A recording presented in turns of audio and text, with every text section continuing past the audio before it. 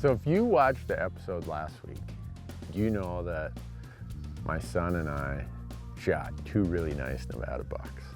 And as cool as that was, and as nice as those bucks were, we still had 1 tag in camp. My buddy Mike Spitzer has decided that he's gonna hold out to the bitter end. He's gonna wait until he sees that one that just gets him excited. With 3 days left to hunt, that's what we're gonna do. He's right in there, he's a good dog.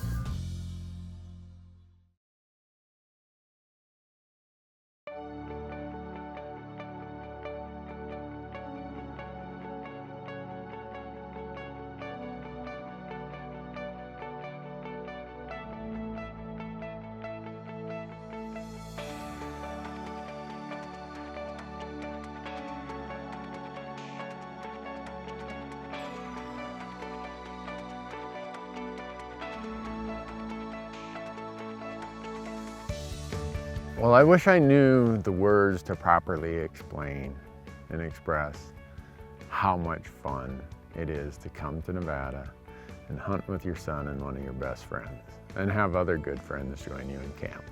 As I've gotten older, my purposes for hunting have been exactly what this hunt is all about. Good times, great friends, family, just doing something I love.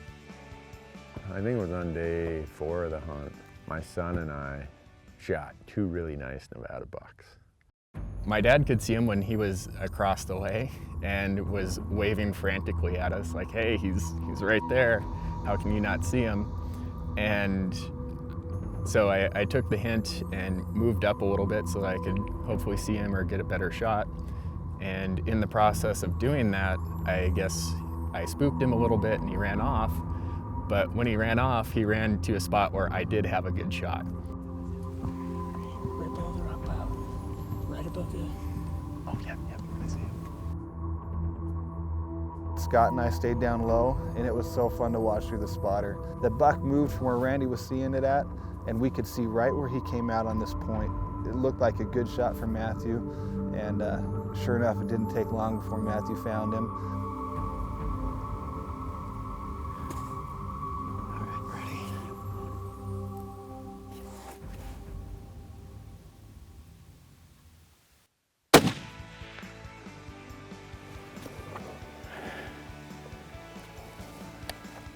Down.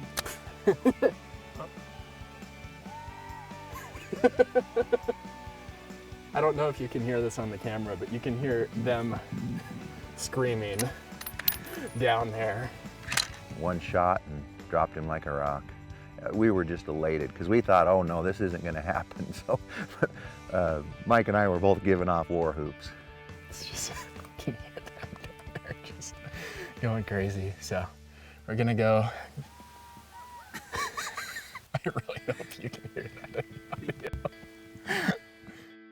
You made a dandy shot, Matthew. Great job, congratulations. Thanks. I think they call that a Howa handshake. I told everybody I wanted something big, ugly, and trashy. I don't care about scores, I don't care about anything else, and I found it.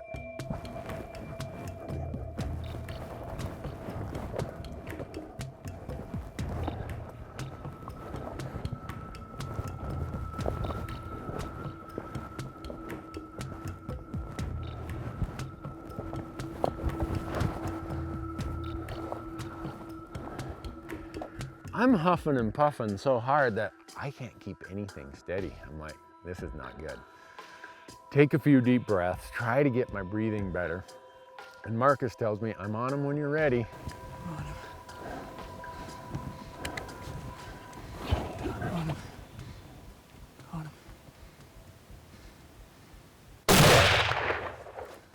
What happened? I think he dropped.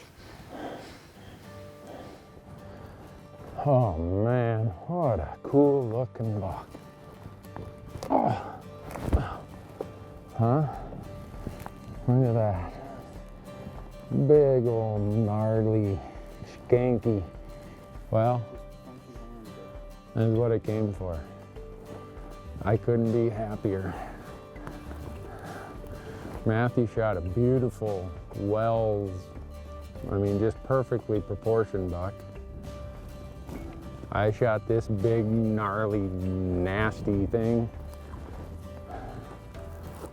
And now we got one tag left, Mike. I hope you get what you want out of this hunt, because Matthew and I have been blessed. I'm gonna have to live a long time to top that day. My son shoots a buck in the morning, and I shoot a great buck in the evening. I know it's an overused statement, but it doesn't get any better than that. If it does, tell me how, because I want to know.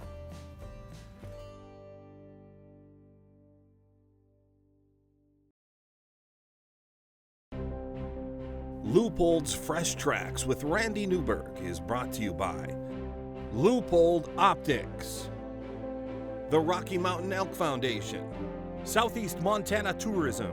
Visit Southeast Montana. Rocky Mountain Hunting Calls. We call the game. Kenetrek Boots for the trail less traveled. And by Go Hunt Insider, changing how hunts are found.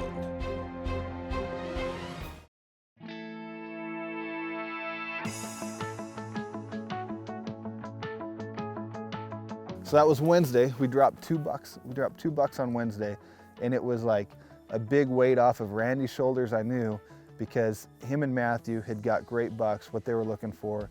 Now we had Thursday, Friday, and we have got Saturday morning. And though it was a weight off Randy's shoulders, it started to put a weight on mine, because I knew now all my buddies, these guys, they're hunting for me. And so it made me feel a little self-conscious, because it's hard to ask that of people. Even though it's fun to hunt with friends, now they're all looking for me, and they're driving their trucks around. We're beating through these rough roads, and we're hiking and climbing and glassing, and everyone's working just for me. And so it made me a little self-conscious, but at the same time, it was great to be with friends, and I knew that if I stuck to my guns, I could find the buck that I had came here to hunt.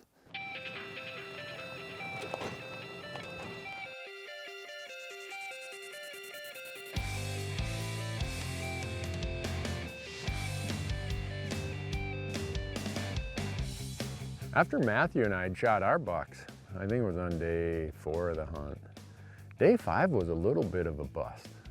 We were glassing and glassing, glassing and glassing, trying new spots, trying some of the spots that we'd seen a lot of deer.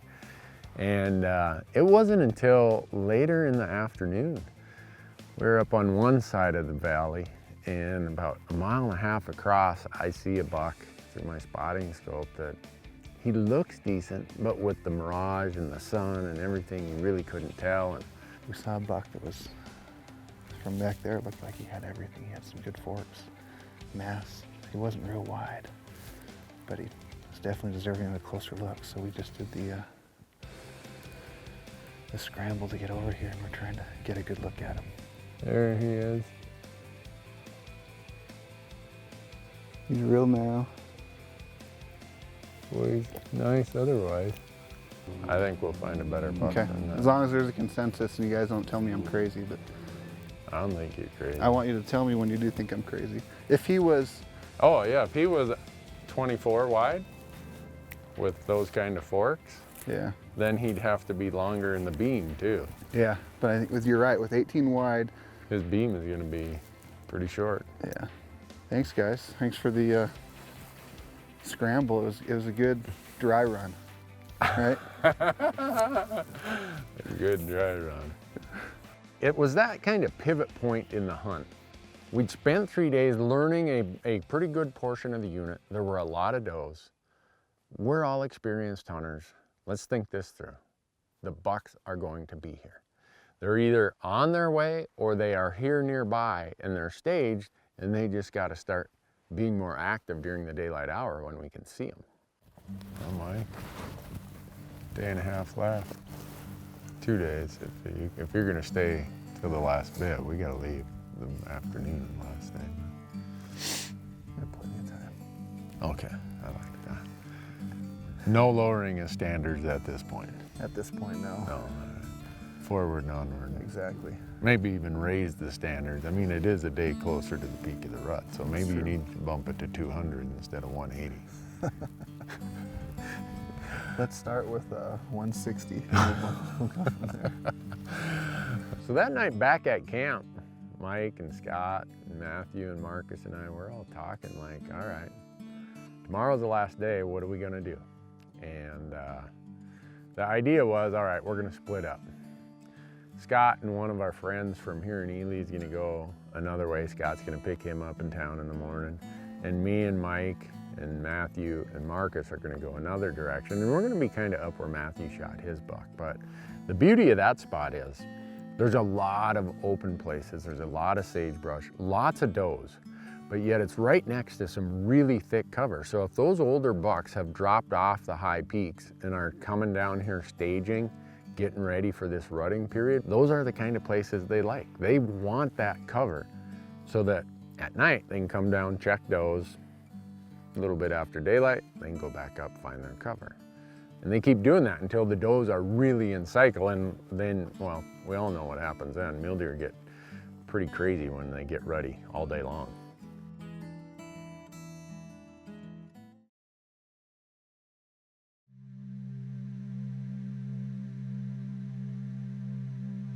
So Friday morning came, and again, more the same. We had a solid game plan. You know, these guys, they wouldn't take a democracy. It had to be a dictatorship. They wanted me to tell them where to go and what to do. And it made sense. Randy said, you know, that's the best way to do it because otherwise we're getting too many votes on too many different ideas. So since you're the tag holder, Mike, you just tell us what you want us to do. So I did the best I could with what I knew of the unit, where we hadn't hit, where the transition areas were, that maybe those bucks that were starting to get a little ruddy would come in to check on the does, and things started coming together. All I can tell is he's got good fronts. Yeah, you guys got good fronts. I can't tell anything else in the mirage. We started heading south to this spot where it was our favorite glassing spot. You can see in every direction, and we pull up there where we always park, and we get out the spotters, and I look, and way out to the southwest, I see this buck bedded a little bit in the shade of the slope. And then there's another smaller buck walking around feeding. And Mike and I are trying to figure out what's he like. Well, we're still looking at this buck way up here in this draw. And we got a lot of mirage and heat waves right now we're dealing with, but he turned his head a little bit, and it looks like one side is actually pretty decent. But that's all we see is one side, so he might be one horn. Can't tell. All right, I'm just about done with this handful of M&Ms. What's the plan? So we're gonna drive. We're gonna come across just onto this ridge. We're just gonna slowly peek up and move down until we have a view of him. Okay. That'll give us cover to pick him apart, I think, without spooking him. So you're wanting me to walk 700 yards just so you can look at him? Well, I can take the camera guy. You can sit here and eat your saturated fat. Good thing I ate 2 pounds of M&Ms this morning. Those green ones are good luck. We used to save All right. those as kids, right? So, Okay, I'll go with that. yeah, a few of those. I'm gonna have to shed a layer though before we head Yeah, out. let's see what's good. I'll be sweating like a hillbilly at a hoedown if I wear all this stuff over there.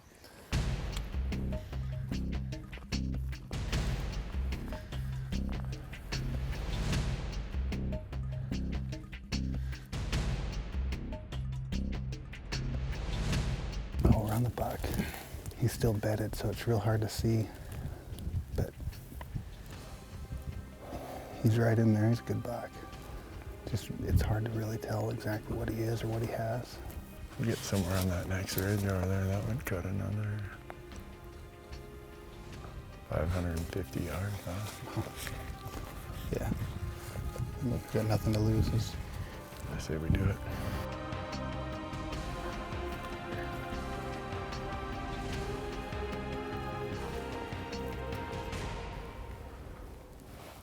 Is he the 3? Darn. Unfortunately, it's this big 3-point. It's a wide 3-point, but it's not super heavy in mass. So Mike looks at him and says, you know, I passed that buck earlier in the hunt, and he hasn't grown any since then, so I think I'm gonna pass him now, and I was fine with that. Unfortunately, he was what you were worried he was. Just a really big, wide 3-point. Yep. Without, I mean, even his back 3 is not. It's not, but Yeah. you know, he's a big 3, but he's just not big enough. Not yet. No, we still got tonight and tomorrow. That's right. We'll find him. It was a good practice run. We got to go back to camp, do a podcast for a couple hours, shoot 5 or 6 YouTube segments, cook lunch, take a nap, and we got 2 hours to do it. We better get moving then.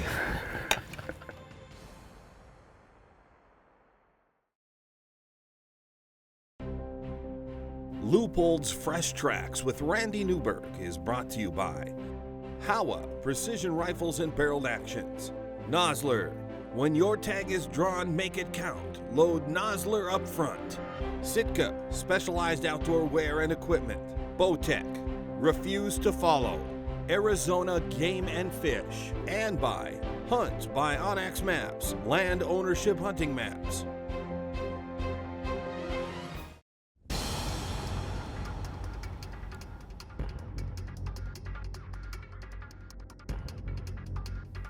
So we're making our way back to camp, and I get just a glimpse of a body, and I think, you know, that's a bigger bodied deer, and it might be a buck.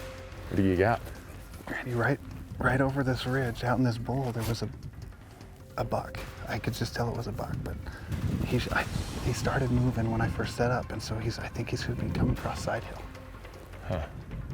I don't see anything. Where was he? He should be coming out right up over here. Oh, so he's over this little lip there? Mm-hmm. Okay. Another 3-point, probably. Today's 3-point day. Oh, Randy, there he is. He's coming out. He's coming out right up there. Ooh, beautiful. Holy cow, Mike. Randy, that's a good buck. As soon as I got my binoculars on him, thought this buck has exactly what I'm wanting. He's beautiful, he's got deep forks, he's got some good mass, he's not real wide, but he was just tall, and just a glimpse of the binoculars made me think this is a buck that I'd be willing to shoot because he's just so much bigger. He's a different age class than all the other bucks we've been seeing. I'm gonna get a spotter. I'll shoot that buck. Really? No, no need for a spotter. Huh? I'm gonna get the gun, grab the pack. Okay. Like any time, it turns into a scramble because this buck isn't gonna stick around. So I get my rangefinder on him, he's at 320 yards. I gotta go, I gotta grab my gun out of the truck. I gotta get a pack to throw down across. We gotta get the camera set up. I have a good angle right here. Can you give me the range? Behind you here. I'll give you a range. Are you sure he's one you want? He's a good buck, Randy. Okay. I'll take him. I'm gonna need a good range. When he stops, that bush he's right behind right now is 453. 453. Yeah.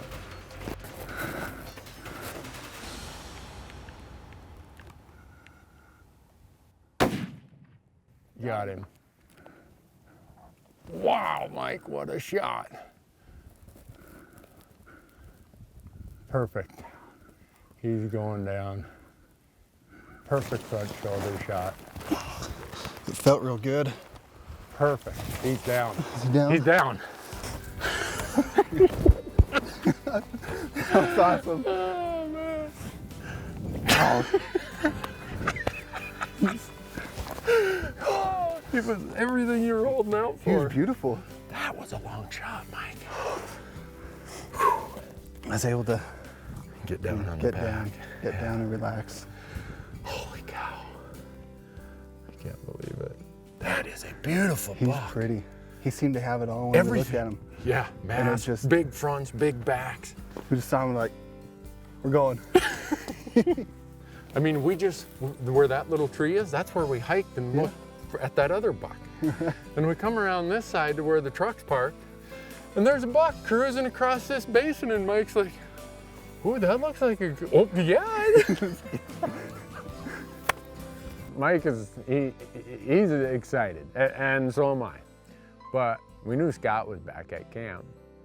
So Mike gets on the phone and says, hey, Scott, I think you might want to come up the mountain. We're going to need a little help here. We hiked up the hill together as a crew. It was just fantastic. It was just cloud nine. As we walked up on this buck, he was just perfect. Everything that I was hoping to find in this unit on this hunt, and with great friends and great people around helping me out, and it was just something special that I'll always remember. Look at that. Yeah. Yeah, that thing has, I like your style, brother. that has some time length. Congrats, Mike. Wow. Thank you. Oh, he's gorgeous. That guy is tall and deep. Wow, I can't thank you guys enough. And just like that, our public land mule deer hunt. 3 bucks in 5 days. 3 fantastic bucks. Fantastic friends, fantastic fun. I don't know what I'm gonna do that gives me more gratification than what we've done in the last week. If I could have this much fun on every hunt, if I could spend time with such wonderful people, I wouldn't care if I ever failed the tag. I have to rank this up at the top of the hunts I've done, whether it be with Randy or not. Everything came together. We just had a great time. Weather was good, and the numbers of deer were phenomenal. Well, thanks guys. This is gonna be one of my most memorable hunts by a long shot, to have 2 of my best friends and my son and shoot 3 amazing public land mule deer. I don't think video's gonna do it justice. That's my word. This is one I'll never forget. It's been such a fun week. And the numbers of deer we've seen and 3 great bucks, that's just, thank you.